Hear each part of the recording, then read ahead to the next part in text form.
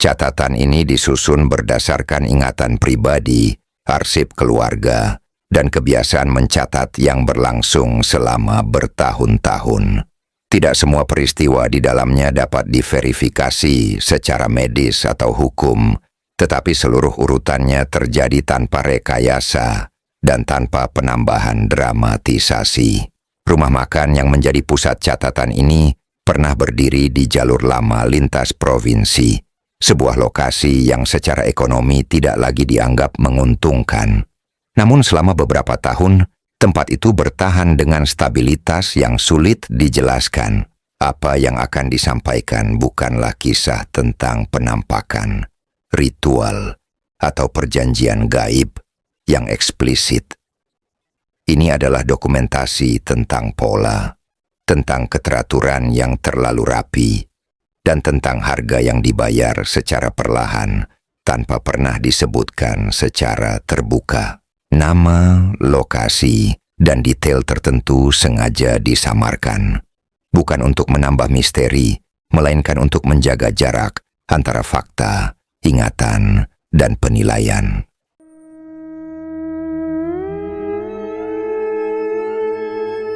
Aku menulis catatan ini bertahun-tahun setelah semuanya selesai, ketika rumah makan itu sudah lama tutup dan bangunannya berdiri tanpa fungsi, hanya menjadi penanda bahwa sesuatu pernah tumbuh terlalu cepat di tempat itu.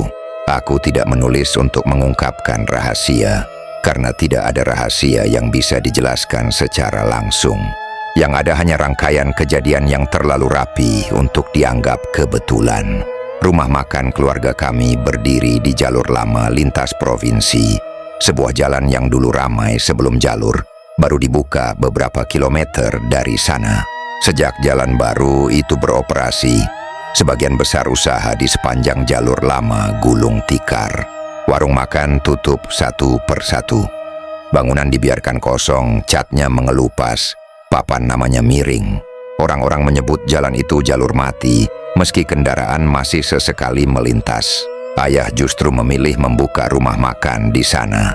Keputusan itu tidak pernah dijelaskan secara rinci. Ia hanya mengatakan bahwa lahan itu warisan lama keluarga dan terlalu sayang jika dibiarkan kosong. Modal yang digunakan tidak besar. Bangunannya sederhana, lebih mirip warung singgah daripada rumah makan besar. Tidak ada konsep modern, tidak ada menu unggulan, tidak ada strategi pemasaran. Semua berjalan seperti usaha kecil pada umumnya. Namun sejak hari pertama dibuka, ada sesuatu yang terasa tidak selaras dengan logika. Aku membantu sejak awal, mengangkat bahan, membersihkan meja, dan mencatat pemasukan harian. Dari minggu pertama, jumlah kendaraan yang berhenti sudah melampaui perkiraanku. Tidak ramai berlebihan tetapi konsisten. Selalu ada orang. Tidak pernah benar-benar kosong. Bahkan pada jam-jam yang biasanya sepi, selalu ada satu atau dua kendaraan yang berhenti seolah sedang ditarik oleh kebutuhan mendadak. Para pelanggan datang dengan pola yang aneh. Mereka jarang terlihat berbincang. Wajah-wajah mereka tampak lelah, fokus, dan tergesa, tetapi bukan karena terburu waktu. Lebih seperti ingin segera menyelesaikan sesuatu. Mereka makan dengan cepat, membayar tanpa banyak bicara, lalu pergi. Jarang ada yang kembali di hari berikutnya, tetapi selalu ada wajah baru yang menggantikan. Sebagai orang yang terbiasa dengan angka, aku mulai mencatat lebih teliti. Pengeluaran dapur stabil, harga bahan tidak jauh berbeda dengan warung lain. Namun keuntungan bersih selalu cukup, bahkan lebih dari cukup. Tidak pernah melonjak drastis, tidak pernah jatuh. Angkanya seolah dijaga agar tetap berada di batas aman. Ayah menyebutnya rezeki lancar. Ia tidak pernah terlihat terlalu senang atau terlalu khawatir. Ia menjalani hari-harinya dengan disiplin yang nyaris kaku. Rumah makan harus buka tepat waktu. Tidak boleh tutup mendadak. Tidak boleh mengeluh soal lelah. Ia sangat sensitif terhadap keterlambatan, terutama jika berkaitan dengan dapur. Ibuku lebih banyak diam sejak rumah makan itu berjalan. Ia tidak mengeluh, tetapi tubuhnya menunjukkan perubahan. Ia sering bangun sebelum subuh, bahkan ketika tidak ada keperluan. Aku beberapa kali melihatnya duduk sendirian di dapur yang masih gelap, memandang lantai tanpa melakukan apapun. Tangannya terkadang bergetar, seperti menahan dingin yang tidak dirasakan orang lain. Ketika aku menanyakan keadaannya, ia hanya mengangguk, seolah memastikan dirinya masih hadir di tempat itu. Adikku yang masih kecil mulai sering sakit.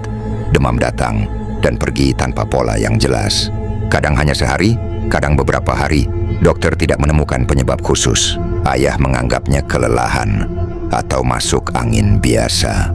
Aku mencatat tanggal-tanggalnya, karena sejak awal aku terbiasa menyimpan data, meski saat itu belum tahu apa gunanya. Rumah makan terus berjalan tanpa hambatan. Bahkan ketika hujan deras atau jalanan sepi, selalu ada kendaraan yang berhenti. Tidak banyak, tetapi cukup untuk menjaga dapur tetap hidup.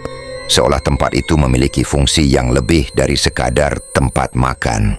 Setiap malam Jumat, ayah selalu menutup rumah makan lebih cepat. Ia memastikan semua lampu dimatikan, kecuali satu lampu kecil di dapur belakang. Aku dilarang berada di sana. Alasannya selalu sama, bahwa dapur perlu dibersihkan lebih teliti di hari tertentu. Aku tidak pernah melihat hal aneh secara langsung. Tidak ada ritual, tidak ada benda mencurigakan, tidak ada perilaku yang bisa disebut menyimpang. Justru itulah yang membuat semuanya terasa normal di permukaan, terlalu normal. Namun sebagai seseorang yang terbiasa mencatat, aku tahu bahwa sesuatu yang berulang dengan presisi tinggi bukan kebetulan. Keuntungan yang stabil, jam buka yang tidak boleh berubah, kondisi kesehatan keluarga yang perlahan menurun, semua berjalan sejajar, seperti grafik yang sengaja dijaga agar tidak saling bersilangan terlalu cepat. Pada tahun pertama itu, aku belum menyimpulkan apapun. Aku hanya mencatat, menyimpan tanggal, menyimpan angka, menyimpan perubahan kecil yang dianggap sepele oleh orang lain. Aku belum tahu bahwa semua catatan itu kelak menjadi satu-satunya cara untuk memahami apa yang sebenarnya dibayar oleh rumah makan itu sejak hari pertama dibuka. Memasuki tahun kedua, rumah makan itu tidak mengalami perubahan besar secara fisik, tetapi suasananya terasa berbeda. Aku menyadarinya bukan dari jumlah pelanggan, melainkan dari cara mereka datang dan pergi. Kendaraan berhenti semakin teratur, seolah mengikuti jadwal yang tidak tertulis. Tidak ramai bersamaan, tidak sepi terlalu lama, selalu cukup. Ayah semakin ketat menjaga rutinitas. Ia mencatat sendiri jam buka dan jam tutup, meski aku sudah terbiasa melakukannya. Ia memeriksa dapur berulang kali, memastikan tidak ada yang terlewat. Setiap sudut dibersihkan dengan cara yang sama, urutan yang sama, tanpa pernah berubah. Kebiasaan itu tidak terlihat sebagai kerapian, melainkan kewaspadaan. Keuangan keluarga melonjak cukup signifikan. Kami mulai memperbaiki rumah, mengganti atap, mengecat dinding, dan membeli kendaraan baru. Namun satu bagian rumah tidak pernah disentuh. Sebuah ruangan kecil di belakang dapur, tanpa jendela, dengan pintu kayu tua yang selalu terkunci. Ayah membersihkannya sendiri. Tidak pernah meminta bantuan. Ibuku semakin sering sakit. Bukan sakit keras, melainkan kondisi yang datang dan pergi. Pusing, lemas, sulit tidur, dan kehilangan nafsu makan. Anehnya, setiap kali kondisinya menurun, rumah makan justru menunjukkan peningkatan omzet. Aku mulai membandingkan catatanku dan korelasinya terlalu jelas untuk diabaikan. Aku tidak berani menyimpulkan apapun, tetapi aku mulai menandai tanggal-tanggal tertentu. Tanggal ketika ibuku jatuh sakit, tanggal ketika adikku demam, dan tanggal ketika pemasukan harian berada di atas rata-rata. Pola itu muncul berulang kali, dengan jarak yang hampir sama. Adikku yang mulai beranjak besar berubah sikap. Ia menjadi lebih pendiam dan mudah takut. Ia tidak betah berada lama di rumah makan. Ia sering mengeluh pusing ketika berada di dapur. Pada malam hari, tidurnya tidak nyenyak. Ia sering terbangun dan terlihat kebingungan, seolah baru saja kembali dari tempat yang tidak ingin ia ingat. Ayah menanggapi semua itu dengan ketegasan yang tidak biasa. Ia melarang kami membicarakan hal-hal yang dianggap tidak perlu. Ia tidak suka jika aku terlalu lama mencatat. Ia tidak suka jika aku menanyakan kondisi ibu terlalu detail, seolah ada batas yang tidak boleh dilewati, meski batas itu tidak pernah dijelaskan. Suatu malam aku terbangun oleh suara air yang mengalir lama. Bukan suara hujan, melainkan air dari keran dapur belakang. Dari celah pintu, aku melihat ayah membersihkan lantai dengan gerakan lambat dan berulang. Tidak ada noda yang terlihat, tidak ada benda yang dibersihkan.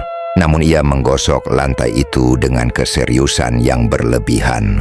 Seolah lantai itu menyimpan sesuatu yang hanya bisa dirasakan. Aku tidak bertanya, aku hanya mencatat tanggalnya.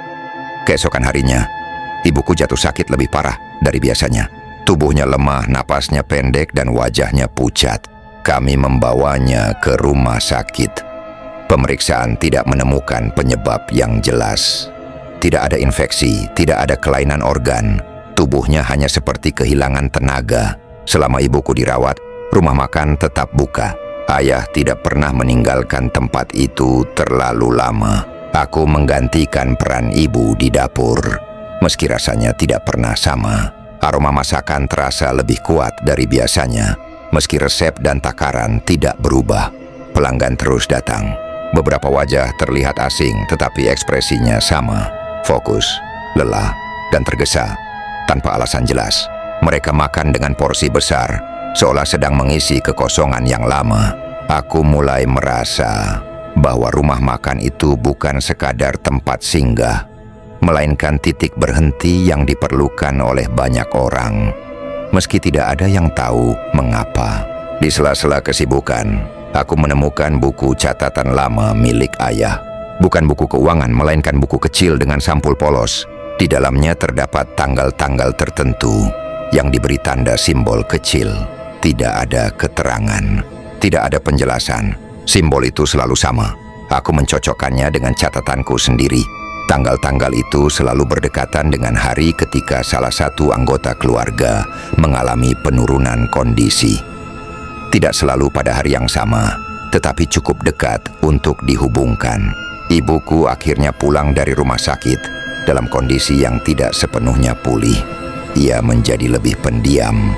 Tatapannya sering kosong. Ia menghabiskan waktu lama di dapur tanpa memasak. Seolah dapur itu bukan tempat bekerja, melainkan tempat menunggu.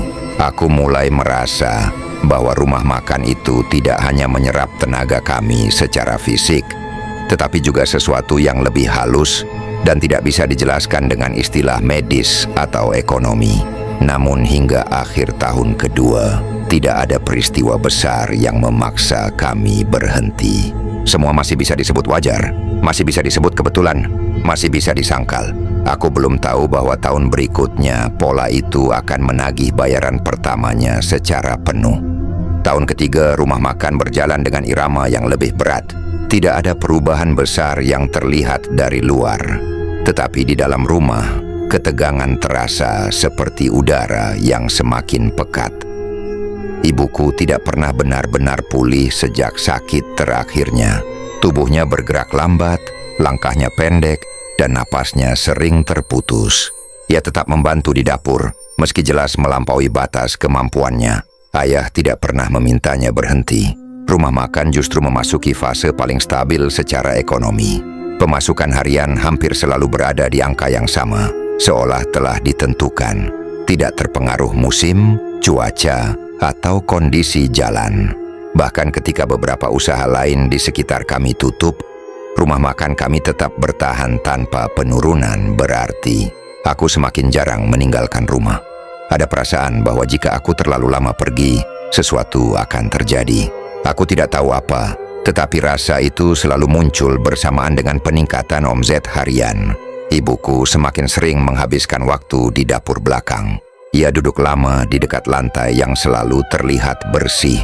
Tangannya sering menyentuh permukaan semen, seperti memastikan sesuatu masih ada di tempatnya. Aku tidak pernah melihat apapun, tetapi gesturnya membuatku gelisah. Suatu pagi, ibuku tidak bangun.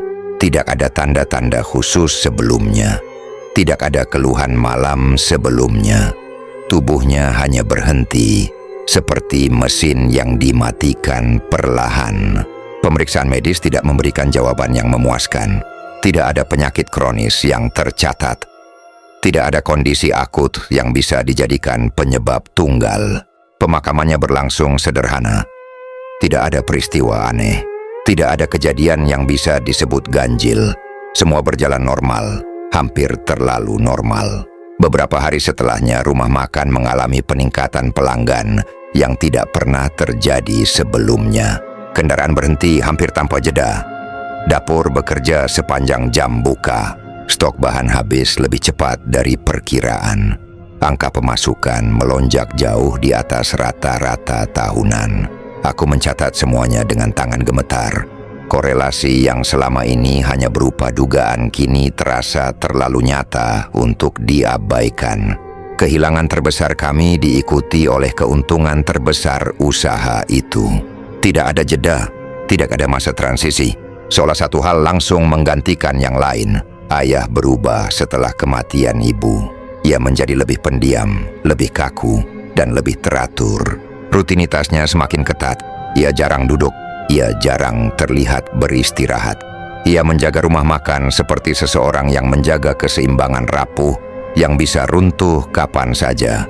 Adikku yang kini memasuki usia remaja menunjukkan perubahan yang mengkhawatirkan. Ia menolak berada lama di rumah. Ia sering pergi tanpa tujuan jelas dan pulang dalam keadaan lelah.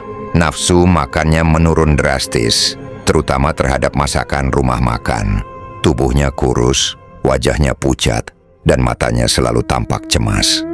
Aku mencoba berbicara dengan warga lama di sekitar lokasi rumah makan. Mereka mengingat lahan itu sebagai tempat usaha yang tidak pernah bertahan lama. Selalu ada cerita tentang keluarga yang pindah mendadak atau usaha yang tutup setelah kejadian tertentu. Namun tidak ada yang mau menjelaskan detailnya. Mereka hanya menyebut tempat itu tidak pernah benar-benar kosong.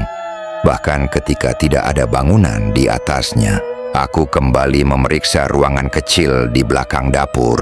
Pintu itu suatu malam terbuka. Entah karena lupa dikunci atau karena alasan lain.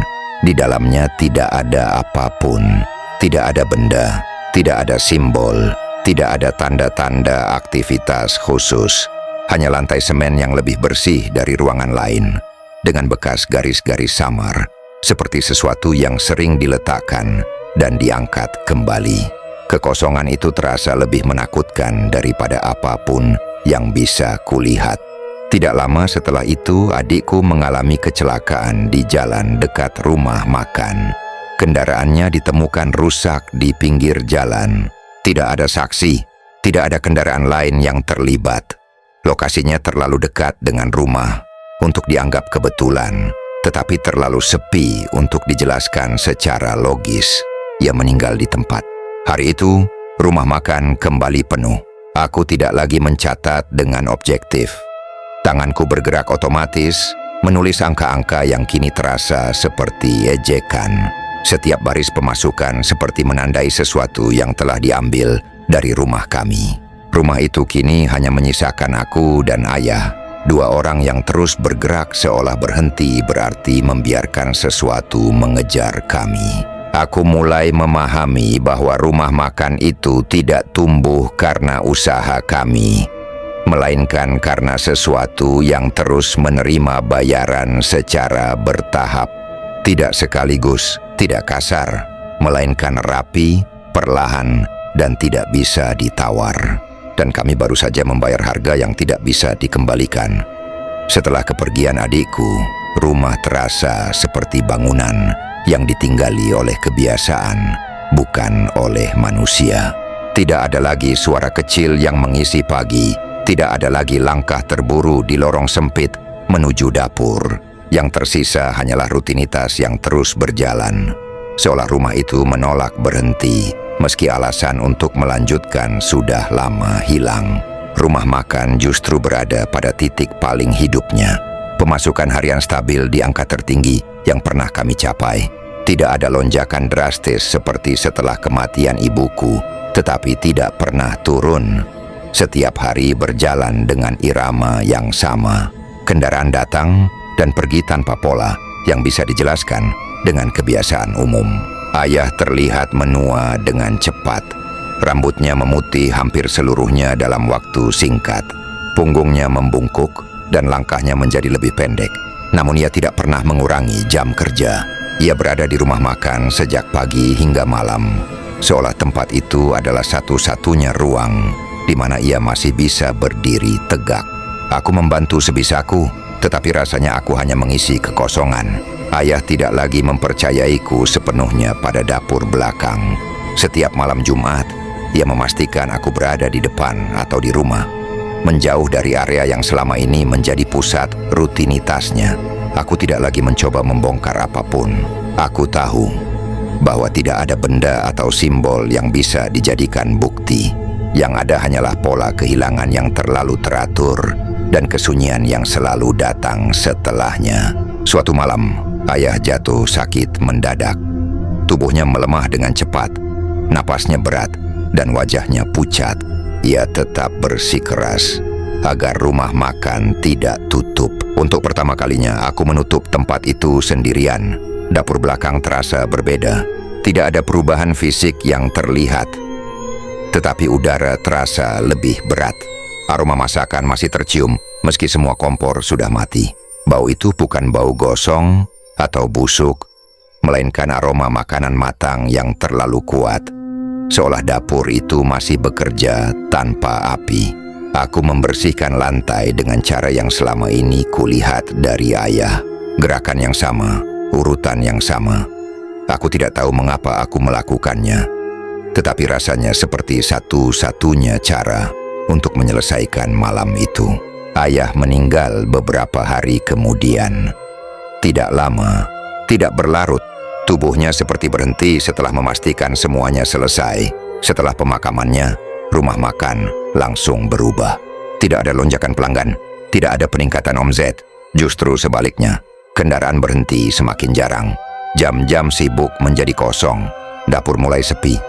Dalam beberapa minggu, aku melihat grafik pemasukan jatuh dengan cepat. Tidak bertahap, tidak stabil.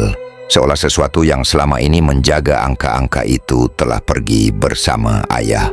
Aku tetap membuka rumah makan, mencoba mempertahankan kebiasaan lama. Namun tempat itu tidak lagi memiliki daya tarik. Orang-orang melewati begitu saja. Tidak ada lagi kendaraan yang berhenti tanpa alasan. Rumah makan yang dulu selalu hidup kini terasa seperti bangunan biasa yang menunggu giliran untuk ditinggalkan. Aku mulai memahami bahwa ayah bukanlah penerima keuntungan, melainkan penjaga keseimbangan. Selama ia ada, sesuatu tetap bekerja. Ketika ia pergi, semuanya berhenti. Tidak ada amarah dalam kesadaran itu, hanya kelelahan. Rumah kini benar-benar kosong. Tidak ada lagi yang bisa diambil, tidak ada lagi yang bisa ditukar. Dan aku, satu-satunya yang tersisa, mulai mempertanyakan berapa lama aku masih dibutuhkan oleh tempat itu. Setelah ayah meninggal, aku tetap membuka rumah makan selama hampir 1 tahun. Bukan karena berharap keadaan akan kembali seperti semula, tetapi karena aku belum tahu bagaimana cara mengakhiri sesuatu yang telah berjalan begitu lama tanpa penjelasan. Rutinitas terasa lebih aman daripada keputusan besar. Meski rutinitas itu sendiri sudah kehilangan makna.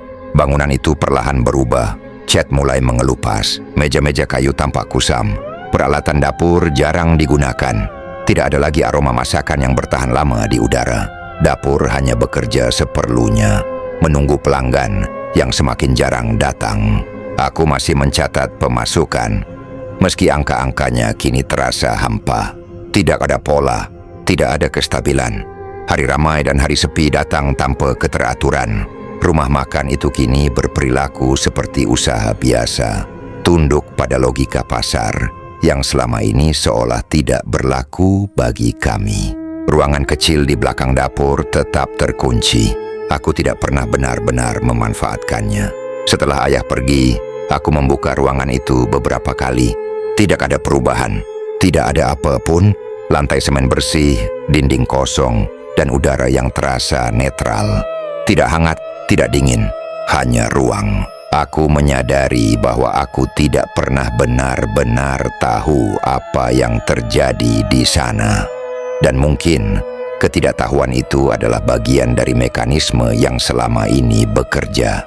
Tidak ada perjanjian tertulis, tidak ada kalimat yang diucapkan, hanya kesediaan untuk terus berjalan hari demi hari, sambil membayar sesuatu yang tidak pernah disebutkan namanya. Beberapa warga sekitar mulai bertanya mengapa rumah makan itu kini sepi. Mereka menyebutnya kehilangan aura, kehilangan daya tarik. Sebagian mengatakan tempat itu sudah tidak cocok lagi untuk usaha. Aku tidak menanggapi. Tidak ada penjelasan yang bisa kuberikan tanpa terdengar berlebihan. Aku mulai membereskan barang-barang. Peralatan dapur dijual. Meja dan kursi dipindahkan. Papan nama dilepas dan disimpan di gudang.